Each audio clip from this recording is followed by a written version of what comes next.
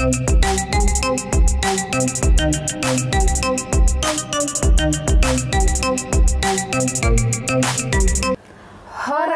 horas, menjua-jua. Salam penonton terkasih Elatur, selamat datang di YouTube Elatur. Nah, sekarang Elatur akan ada segmen baru nih. Kira-kira segmen seperti apa sih? Di YouTube Elatur, kita akan membahas berbagai macam topik, mulai dari kisah Nabi di Perjanjian Lama maupun di Perjanjian Baru, situs-situs menarik di Tanah Perjanjian, dan masih banyak lagi. Penasaran seperti apa? Untuk itu, jangan lupa untuk like, komen, dan subscribe YouTube Elatur.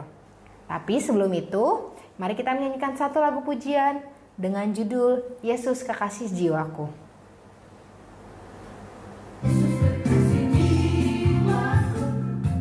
Sungguh ku percaya padamu, karena kasih-Mu padaku, Kau tebus dosaku.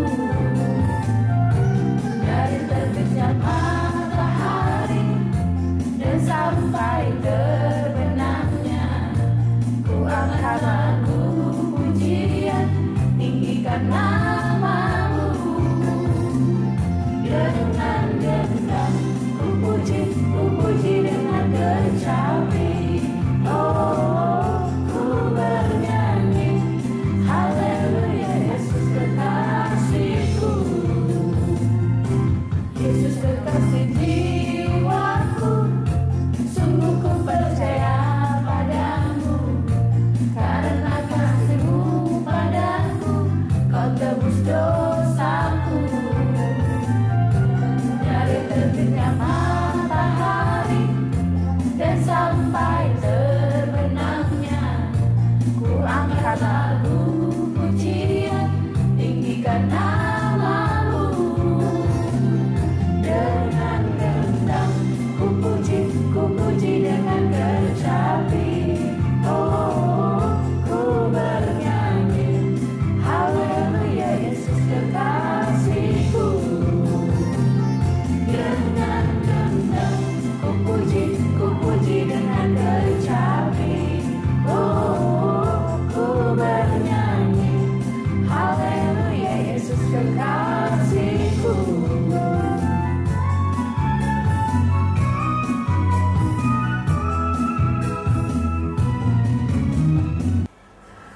Oke, untuk pembahasan pertama, kita akan membahas tentang kisah Nabi Musa, Nabi yang dikenal sebagai pemimpin orang-orang Israel untuk keluar dari perbudakan di Mesir. Kira-kira dari mana Nabi Musa berasal dan bagaimana proses Nabi Musa masuk ke istana Firaun? Oke, yang pertama-tama dulu, Shalom Kakak Karin. Shalom Kak Erika. Shalom untuk Bapak Ibu semua, Nande Bapak yang mungkin menyaksikan dari YouTube, baik pun live hari ini. Seperti yang Kak Karin tadi informasikan, kita akan membahas tentang Nabi Musa hari ini. Di sini yang untuk tahap pertama mungkin Kak Karin. Nah, jadi Nabi Musa ini merupakan anak keturunan dari orang Lewi, Kak Karin. Nah, pada saat kelahiran Musa, jumlah untuk orang Israel ini bertambah sangat cepat sekali. Hal ini membuat Firaun khawatir keberadaan orang Israel akan mengalahkan orang Mesir. Kemudian Firaun memerintahkan untuk membunuh semua anak laki-laki yang di Mesir yang di bawah 2 tahun.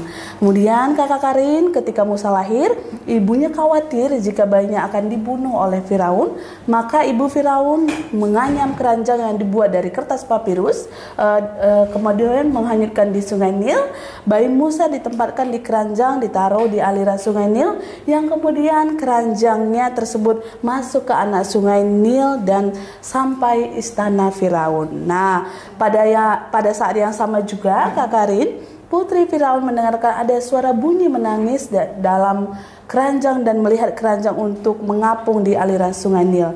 Nah, putri Firaun ini Kak Karin dan dayang-dayangnya untuk menyuruh dayang-dayangnya untuk menarik keranjang tersebut keluar dari air. Nah, putri Firaun mengambilnya, kemudian mengangkat ke daratan dan senang dengan bayi tersebut.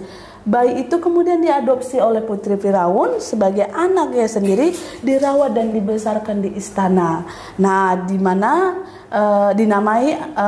dinamailah bayi itu tersebut dengan nama Musa, yang artinya karena aku telah menariknya dari air. Wah, jadi Musa ini tuh awalnya ingin dibunuh oleh Firaun, tapi diselamatkan ya. Betul. Oke, betul, tapi sebelum kita lanjut, mari kita menyanyikan satu lagu pujian dengan judul Ringgas Aupa Buahon.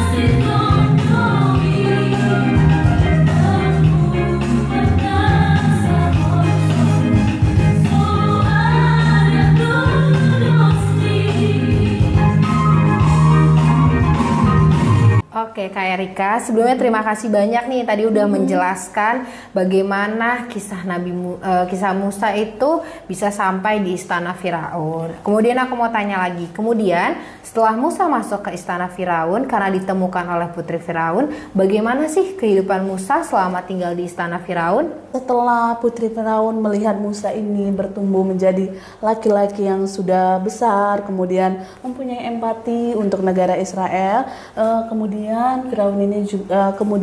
Musa ini juga menjadi budak Mesir. Nah, setelah umurnya 40 tahun, Kak Karin, Musa melihat bahwa tentara Firaun ini memukuli salah satu orang Israel. Nah, melihat hal itu, Musa marah dan membunuh tentara Firaun tersebut.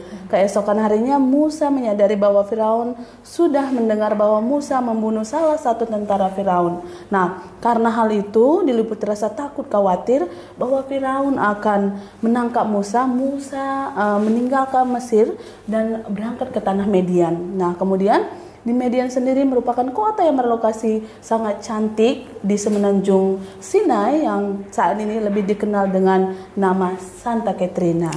Nah, di Median ini Musa menolong para putri Rahel dari orang jahat. Sebagai tanda terima kasihnya, Rahel memberikan salah satu putrinya bernama Zipora kepada Musa untuk dinikahin. Kemudian Musa dan Zipora menikah dan memiliki anak-anak. Wah, jadi Musa menikah dengan Zipora. Kemudian setelah pelariannya nih dari Mesir ke Median dan menikahi Zipora, apakah pekerjaan yang Musa lakukan di Midian? Oke. Setelah Musa menikah dengan Zipora, dia tinggal di tanah Midian. Musa bekerja menjadi penggembala, Kak Karin. Musa biasanya menggembalakan kambing, domba milik Jitro, mertuanya ada Iman di Midian. Nah, suatu hari ketika ia mengirim domba ke seberang padang gurun, sampailah Musa ke Gunung Horeb.